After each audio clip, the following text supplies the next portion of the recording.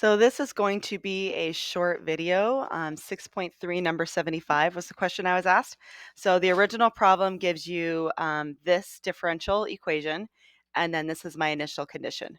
So the first thing is I need to recognize this as being one of those logistic differential equations. So that's what I have to do. And it might say that in the directions. I wrote down the problem from the book. I'm not actually looking at it right now. What I'm looking at right now is on page 427. They write out a bunch of information that you really need for this. So if we have a logistic differential equation in this form, and so you'll notice where the K is, where the L is, then what I really can do is I can rewrite it using a bunch of algebra or calculus, I guess it's really both, this way right here. So those two are connected. So I'm going to go ahead and write both of those down on the homework paper here for us. So the first one was dy dt equals ky times 1 minus y over L. So this is how it starts out. And then we can derive this equation. And the equation we end up with is y equals L over 1 plus b e to the negative kt. Okay, so these L's are the same. These K's are the same. All I have to do is I have to use my initial condition to solve for b. And it's interesting. I guess our old calc teacher, Mr. Veeder, he really wanted students to be able to go through this whole process and integrate and solve for y and do a lot of work. From what I can tell from Kelly's stuff, she let students do it either way. Like she did it the short way in her homework, but said, well, Mr. Veeder prefers this.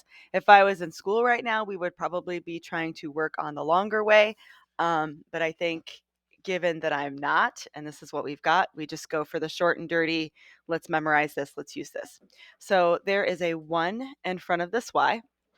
So I can tell that my k is going to be 1 and my L is going to be 40. And so now I can go ahead and plug those numbers in.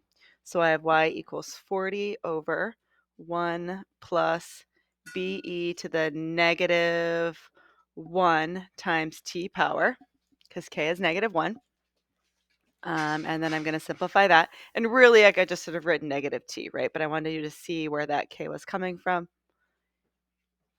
Okay, now I want to use my initial condition to solve for b. So my initial condition was 0, 8. So we'll put 8 in for y and 0 in for t. So be to the 0 power. So anything to the 0 power is going to be a 1.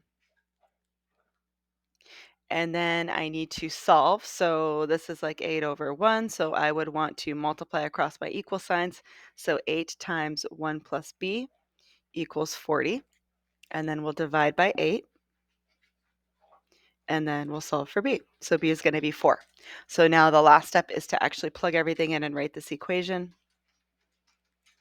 I'm going to just go across my page. So I am running out of room to move this paper. And were we supposed to do anything else with this? I think we were just supposed to write it. But I could use this now. I could use this and I could solve for when y is going to equal a certain number, or I could put in a certain number of years and figure out what our population is going to be. But that's usually what these are used for, is some kind of population.